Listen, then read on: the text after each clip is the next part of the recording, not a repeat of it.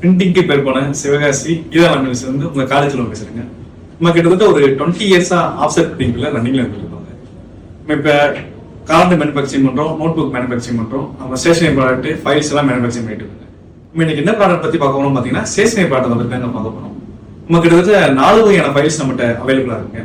டீரிங் file, Era file, Timex file, tag ஃபைலுங்க.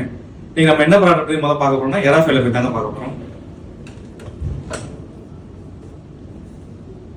இங்க kangaroo clip வந்துருங்க. அது ஃபைல்ஸ் நம்ம நிறைய ப்ராடக்ட் பண்ணணும், நிறைய டாக்குமெண்ட்ஸ் எல்லாம் ஃபைல்ஸ் அதிகமா பண்ண வேண்டியிருக்குன்னா இது உங்களுக்கு செட் ஆகுங்க. ரெண்டாவது டீரிங் ஃபைல் தாங்க. இதே நம்ம கோல்ஸ் போட்டு தான் யூஸ் பண்ற மாதிரி இருக்கும். நம்ம லிமிட்டா தான் பண்ண போறோம், ஒரு 10, 5 இதுதான் ஃபைல் பண்ண போறோம் அப்படின்னா இந்த இது நம்ம யூஸ் பண்ணிக்கலாங்க. டைமெக்ஸ் ஃபைலுங்க. இதுதாங்க நம்ம சொல்றதுல சூப்பரான ஃபைல். நம்ம இதுல இந்த இப்ப சர்டிபிகேட், டிசி அந்த மாதிரி நம்ம ஹோல்ஸ் போட முடியாது. அதை நம்ம அட்டாச்மெண்ட் பண்றதுக்கு இந்த மாதிரி கிளிப் உங்களுக்கு கொடுத்துருவாங்க. இதுல நீங்க இது பண்ற மாதிரி இருக்கும். நம்ம டிஸ்கிரிப்ஷன்ல நம்மளோட வெப்சைட் லிங்க் கொடுத்துருக்கோம். அதை போய் நம்ம ப்ராடக்ட் என்னென்ன இருக்குன்னு விசிட் பண்ணி பாருங்க. நம்ம ஆல் இந்தியா நம்ம டெலிவரி கொடுத்துட்டு இருக்கோம். நம்ம ரீட்டெயிலாகவும் பண்றோம், ஹோல்சேலாகவும் பண்றோம். ஆர்டர். தேங்க்யூ.